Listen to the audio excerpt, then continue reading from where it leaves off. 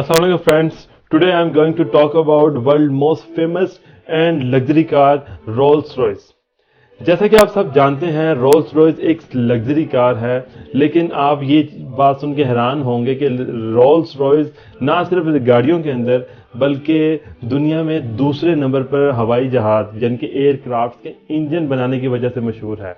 हमारे पास जितने भी लोग हैं, तहकीक के मुताबिक 60-70% लोगों को अभी तक यही पता है कि रोल्स रॉयस सिर्फ एक गाड़ी होती है और सिर्फ एक गाड़ियों का काम करती है, लेकिन ये दुनिया में सबसे मशहूर एयरक्राफ्ट के इंजन बनाने की वजह से मशहूर है।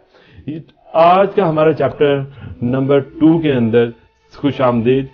ये सारी बातें रोल्स रॉयस कहाँ से बनी, कब स्टार्ट हुआ, ये गाड़ी का किसने सोचा, today I am going to talk about in this video.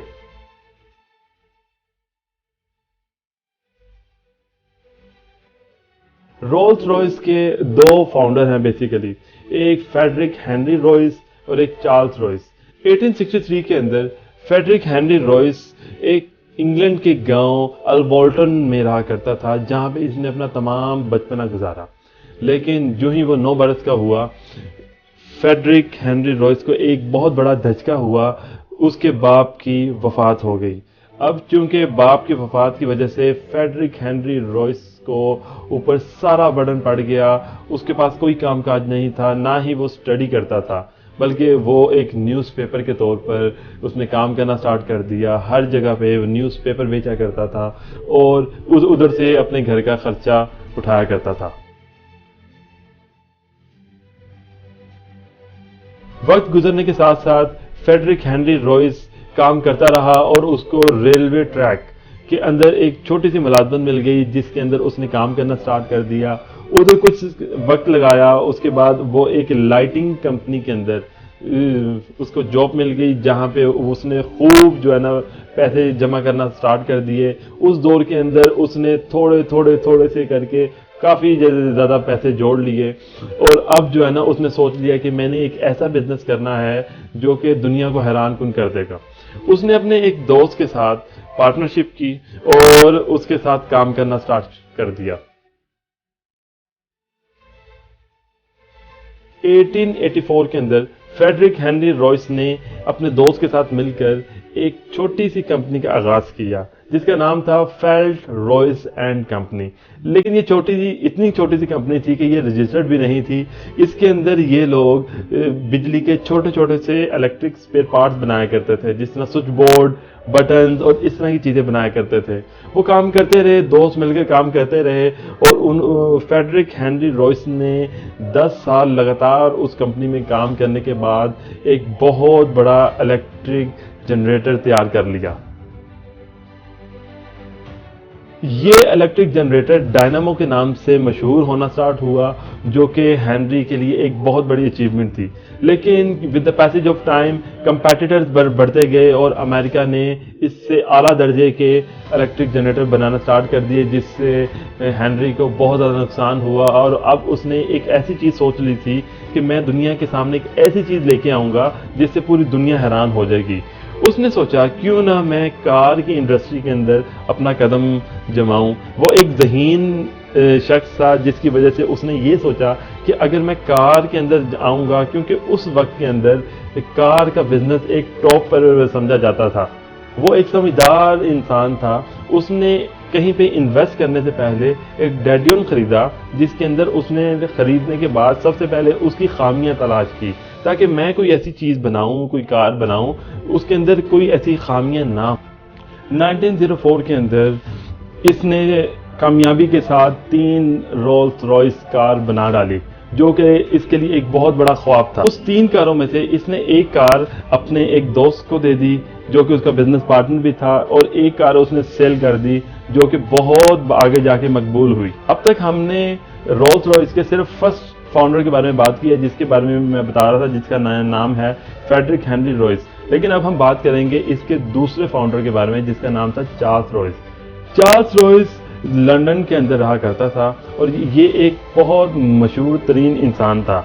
इसके अपने बहुत ज़्यादा शोरूम्स थे और वो शोरूम सिर्फ गाड़ियों के थे। ये गाड़ियों का बहुत शौकीन था। इसने जैसे ही हेनरी रॉयस की डिज़ाइन हुई कार देखी تو اس نے اس کو آفر کی کہ تم جتنی بھی گاڑیاں بناؤ گے وہ اپنی گاڑیاں بناؤ اور میرے شو روم میں رکھ کے میں اس کو سیل کروں گا. چنانچہ یہ دونوں ایک اب بزنس پارٹنر بن چکے تھے. 1904 کے اندر ہینری نے دنیا کو 10 HP رولز روئس کار متعارف کروائی. اس کے 3 سال کے بعد ہی 1907 کے اندر گوسٹ رولز روئس دنیا میں ایک پھر لانچ کی, جو کہ نہ صرف سیلیبریٹیز اس وقت کی بلکہ اس وقت کے کنگ نے بھی اس کو پرچیز کیا. 1910 کے اندر ہینری روئس کو ایک بہت بڑا دھچکا ہوا. وہ دھچکا یہ تھا کہ اس کا بزنس پارٹنر چارلز روئس ہوائی سفر کے دوران کریش سے جاں بحق ہو گیا. یہ بہت بڑا دھچکا تھا. اس دھچکے کی وجہ سے ہینری روئس نے 2 سال کوئی کام نہ کیا. صدمے سے نکلنے کے بعد 1914 کے اندر 1914 کے اندر اس نے گاڑیوں کے ساتھ ساتھ ایئر کرافٹس کے انجن کے اوپر توجہ دینا سٹارٹ کی اور سب سے پہلے کامیابی کے ساتھ ایگل انجن لانچ کر دیا. 1921 کے اندر ڈیمانڈ بڑھتی گئی. لوگ بہت سپیڈ سے سیل شدہ گاڑیاں لیتے رہے, پرچیز کرتے رہے, نیو گاڑیاں بنتی رہی, اولڈ گاڑیاں پرچیز ہوتی رہی. چنانچہ کمپنی نے 1921 کے اندر Springfield Ghost Rolls Royce پھر متعارف کروائی, جو کہ دنیا کے اندر بہت زیادہ مقبول ہوئی. اور اس دفعہ یہ گاڑی نہ صرف مقبول ہونا سٹارٹ ہوئی بلکہ پوری دنیا میں ایکسپورٹ ہونا بھی سٹارٹ ہو گئی. اس کے ساتھ ساتھ 1933 کے اندر, جو کہ رولز روئس کے پہلے اور آخری فاؤنڈر تھے, فیڈرک ہینری روئس 1933 کے اندر اس دنیا کو خیر آباد کہہ کے چلے گئے اور اب اس کا کوئی بھی فاؤنڈر نہیں تھا. 1951 کے اندر کمپنی کا جتنا بھی سٹاف تھا, کیونکہ اس دور کے اندر جب تک یہ دونوں فاؤنڈر زندہ تھے 80,000 لوگوں کی ایک کمپنی پوری تیار ہو چکی تھی, جس میں 80,000 پیپلز کام کرتے تھے, ریسرچ ڈیولپمنٹ پہ کام کرتے تھے اور ڈیفرنٹ کیونکہ جہازوں کے انجن بھی بنا رہے تھے اس کے اوپر بھی کام کرتے تھے. 1951 کے اندر انہوں نے دنیا میں سب سے پہلی دفعہ ڈیزل سے چلنے والی رولز روئس دنیا کو متعارف کروائی. نو ون کین امیجن اس دور کے اندر, کیونکہ ہوائی جہاز اور بحری جہاز ہی ڈیزل سے چلتے تھے, بٹ اب ایک کار بھی لانچ ہو چکی تھی جو کہ ڈیزل سے چلتی تھی. اس خبر نے BBC نیوز کو اور پوری دنیا کو, ایون کہ امریکہ کو ہلا کے رکھ دیا تھا کہ ایک ایسی مضبوط انجن والی کار لانچ ہو چکی ہے جو ڈیزل سے چلتی ہے. عروج کو زوال ضرور ہوتا ہے.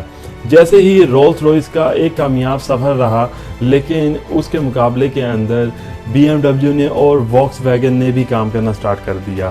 جیسے ہی کاریں سیل ہونا سٹارٹ ہوئی, اس کی کاپی پیسٹ اور یہ ساری چیزیں دوسری کمپنیوں نے بھی آہستہ آہستہ اڈاپٹ کرنا سٹارٹ کر دی, اور BMW اور واکس ویگن نے اب اس کو کمپیٹ کرنا سٹارٹ کر دیا تھا پرائسنگ کے حوالے سے. جہاں رولز روئس $2,500 سے $3,000 میں بکتی تھی, انہوں نے اس کی ہاف پرائس کے اندر گاڑیاں لانچ کر کے ایز اے سیم فیچر کے طور پہ, سیم فیچر نہیں ہوا کرتے تھے بٹ پھر بھی ملتے جلتے فیچرز کے ساتھ دنیا میں گاڑیاں متعارف کروائی.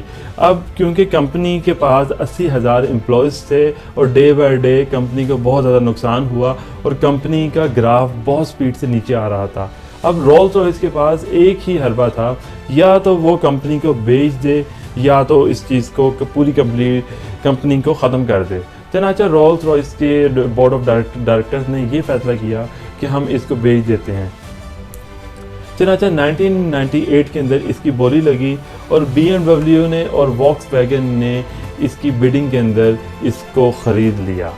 اس لیے یہ کمپنی آج بھی 2011 کے بعد رولز روئس PLC کے نام سے کام کرتی ہے.